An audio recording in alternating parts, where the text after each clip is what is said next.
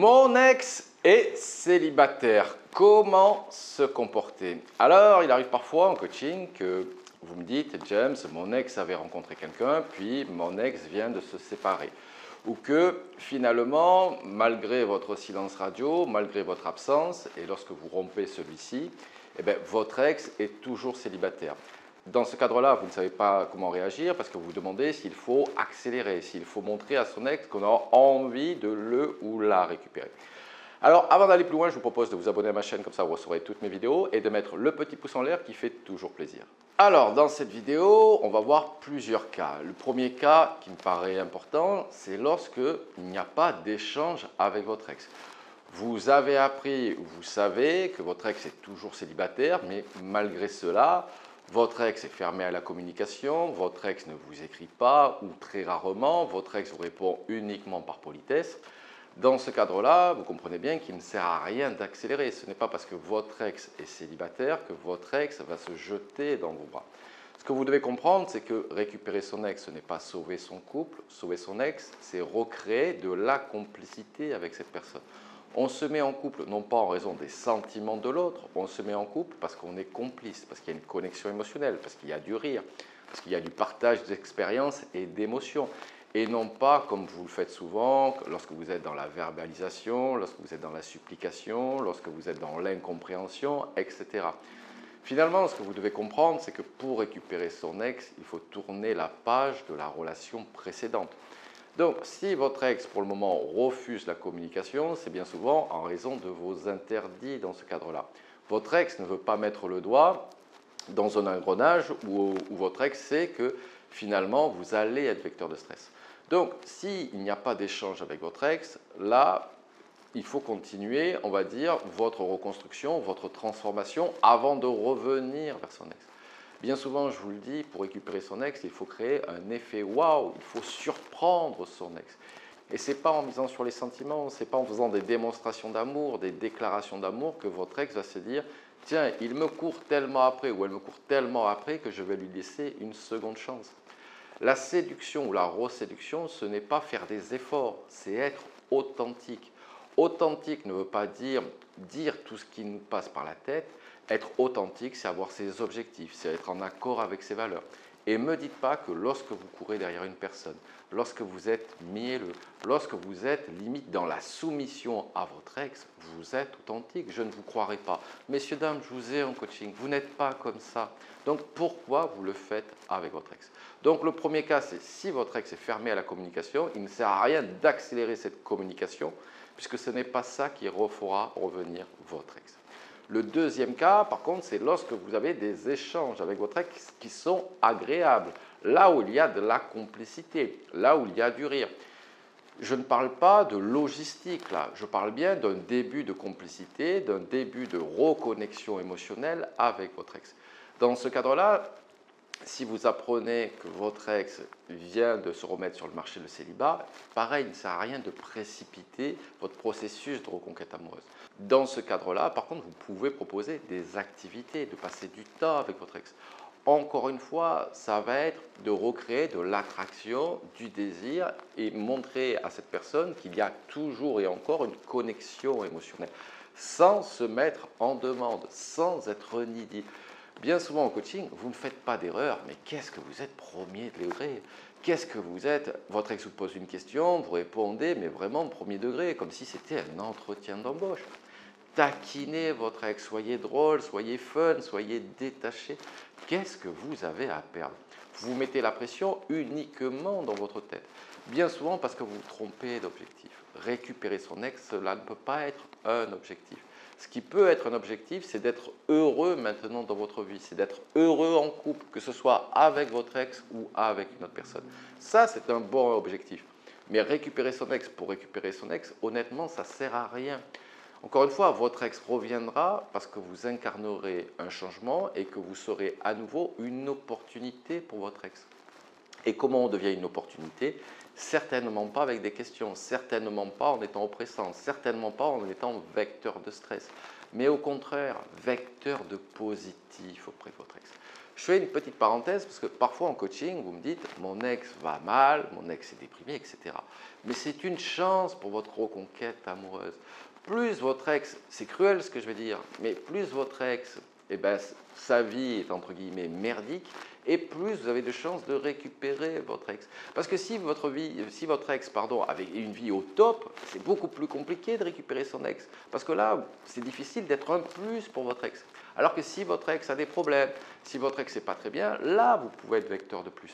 Ça ne veut pas dire lui rendre des services. Ça ne veut pas dire être son soutien émotionnel. Ça veut dire que vous pouvez être vecteur de positif grâce à votre fun, grâce à votre légèreté, grâce à votre détachement. Parce que vous n'attendez rien de votre ex, mais au contraire, vous êtes rayonnant, pétillant, c'est agréable de passer du moment avec vous. Et finalement, vous serez comme une bulle d'air pour votre ex. C'est ça que vous devez comprendre.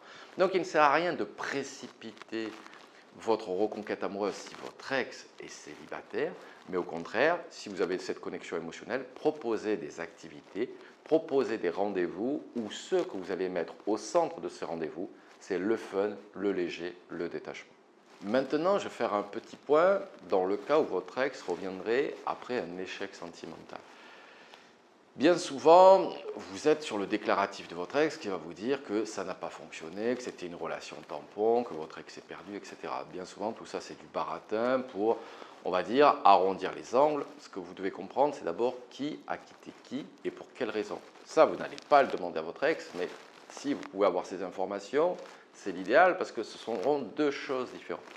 Si c'est votre ex qui a quitté cette personne, effectivement, ça peut être parce que c'était une relation tampon, parce que l'effet contraste entre vous et cette personne était à votre faveur, et donc votre ex revient parce que finalement, votre ex aperçoit que l'herbe n'est pas plus verte et que finalement, vos défauts, à la fin de la relation, votre ex ne voyait plus que vos défauts, et finalement, avec cette histoire, votre ex se dit que finalement, vous aviez des qualités.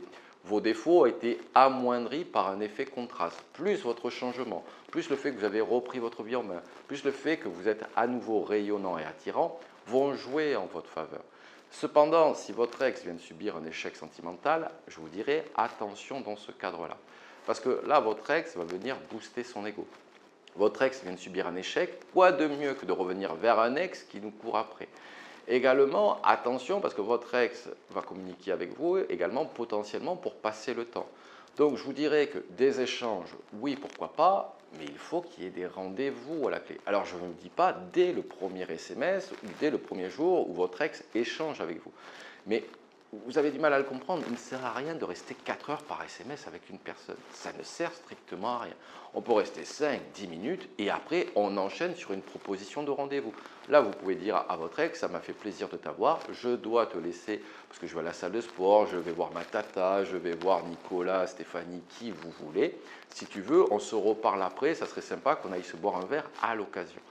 Vraiment, c'est ce type de phrase que vous devez mettre dans l'esprit de votre ex qui doit se dire que échanger avec vous, ça ne sera pas pour passer le temps, ça ne sera pas pour booster son ego.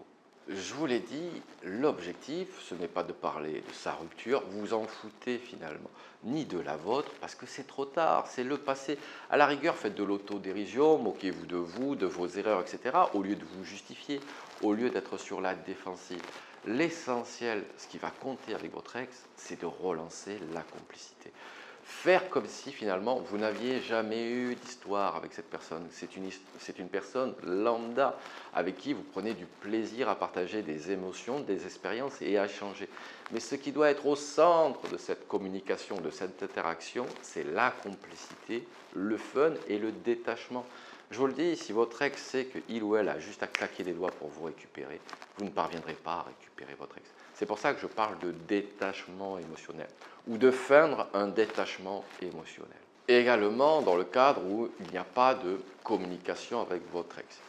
Là, il est peut-être temps, alors de laisser passer un peu de temps. Vous n'êtes pas, si vous apprenez le samedi que votre ex est célibataire, n'allez pas lui écrire le dimanche matin. Vous pouvez laisser 15 jours, 20 jours, et là, vous pouvez briser votre silence radio. Vous pouvez envoyer un SMS. Ce n'est pas tellement pour communiquer, c'est un peu pour voir dans quelle disposition est votre ex face à une communication avec vous. Est-ce que votre ex est enthousiaste? Est-ce que votre ex est disposé à communiquer ou votre ex est fermé? Également, c'est peut-être le moment de faire une petite publication sur les réseaux sociaux avec quelque chose d'assez fort vous concernant. Je ne sais pas si vous avez sauté en parachute, si vous êtes parti en voyage, si vous avez eu une promotion. N'allez pas poster que vous buvez un verre avec Thibaut et Nicolas. Ça n'a rien d'exceptionnel, c'est très courant et ça n'attirera pas l'attention de votre ex. Mais s'il y a un événement particulier qui vient d'arriver dans votre vie, c'est peut-être le moment. Peut-être si vous ne l'avez pas encore fait ou si vous l'avez fait depuis quelque temps, ça peut être également changer votre photo de profil ou vos photos de profil. Ici, c'est quelque part se rappeler au bon souvenir de son ex de façon indirecte.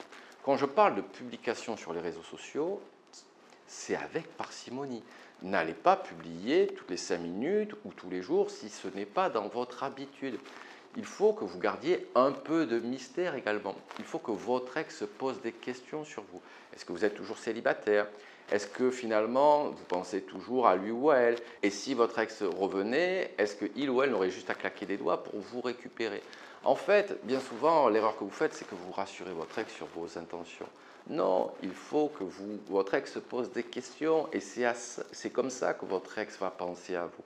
C'est parce que votre ex, finalement, au lieu d'avoir le contrôle sur la situation, ben votre ex va être déstabilisé parce qu'il y aura un peu de mystère dans votre vie et votre ex ne connaîtra pas vos intentions. Et enfin, je terminerai cette vidéo en vous disant que je sais que c'est dur lorsque vous avez appris que votre ex avait quelqu'un. Mais si vous revenez vers votre ex, il ne va pas falloir lui faire de reproches, il ne va pas falloir être dans la comparaison, il ne va pas falloir poser des questions. Il va falloir plutôt faire comme si cette relation n'avait jamais existé. Ne donnez pas de l'importance à cette personne, c'est une grave erreur. Avec qui vous êtes jaloux? Vous êtes jaloux avec quelqu'un avec qui vous sentez qu'il est de moins de votre valeur. Lorsque cette personne, vous sentez qu'elle n'est pas de votre valeur, vous n'êtes pas jaloux. Je vais prendre 2 exemples aux antipodes. Vous n'êtes pas jaloux d'un petit garçon ou d'une petite fille qui vient draguer votre partenaire. Vous n'êtes pas jaloux d'un petit pépé ou d'une petite mamie qui vient dragouiller, entre guillemets, votre partenaire. Non. Vous êtes jaloux de personnes que vous jugez de valeur supérieure ou équivalente à vous. Donc ne mettez pas de poids dans cette relation. C'est comme si elle n'avait jamais existé. Je vous le dis, récupérer son ex, c'est construire une nouvelle relation. Ce n'est pas sauver votre couple. Votre ex, ayant choisi la séparation, vous vous doutez bien que votre ex n'allait pas faire vœu de chasteté à vitam aeternam. D'ailleurs, lorsque vous avez rencontré votre ex, il est fort probable qu'il ou elle avait eu des histoires avant vous. Et ça n'a pas empêché que vous construisiez une relation. Encore une fois, si vous n'êtes pas dans la capacité de pardon de cette relation, ne cherchez pas à récupérer votre ex puisque vous serez dans les reproches. Et du coup, vous allez devenir vecteur de stress. Votre ex ne comprendra pas forcément votre comportement, puisqu'encore une fois, votre ex était célibataire. Et en plus, ça ne permettra pas de relancer la complicité, qui est quand même le point central pour récupérer son ex. Allez, messieurs, dames, je vous quitte là-dessus. Si vous avez besoin, n'hésitez pas à prendre une séance coaching, le lien est dans la description. Et je vous dis à très bientôt avec James D.